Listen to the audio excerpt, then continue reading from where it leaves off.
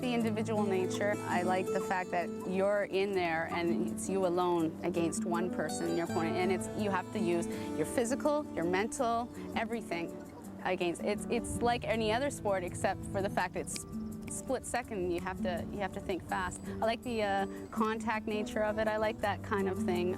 I played football in high school on a small boys team, but it was exciting, and I really like that kind of sport, I guess. I'm known as a power wrestler. I'm not very technical. I use my strength and power and speed against my opponents, and so my takedowns are, well, sort of similar to Daniel's in a sense that he, you know, that sudden burst of speed, it's just boom. And so that's kind of my strength in terms of wrestling. And my mental, no matter how far behind, you know, I always believe I can win. So sometimes when I don't, I'm surprised, but that's just, my mental is important as well. It's really enhanced my athletic career. I'm a social worker. I was full-time last year, but because of the karting, now I'm part-time. I work with children with special needs, families with special needs, mental and physical handicaps, and I can totally forget about sport when I'm there.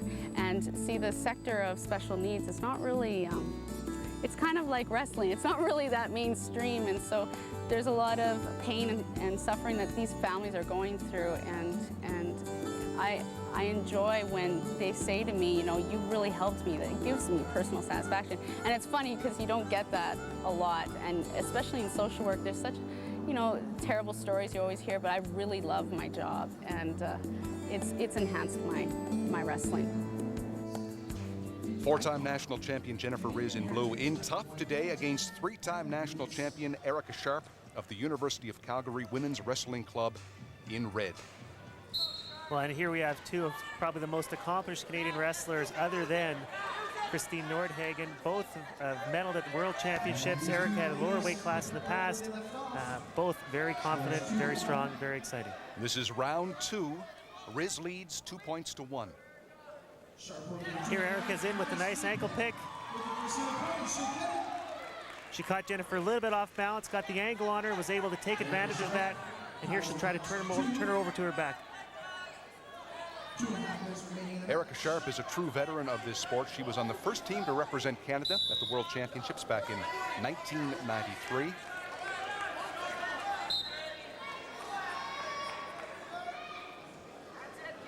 Score is 2-2 here in round two.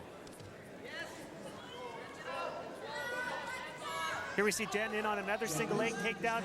Sharp does a great job countering. Jen got a little bit off balance, pops over onto her back, but again, Jennifer Riz comes back to counter the counter, gets the takedown, 4-3. Riz very quick to respond there. 4-3 Sharp. Well, Erica was very quick there on the counter. Jennifer Riz got a little bit extended. Erica took advantage of that. Just tilted her over onto her back by lifting her leg over. Very smart move, and ends up still ahead, even though she got lost the takedown.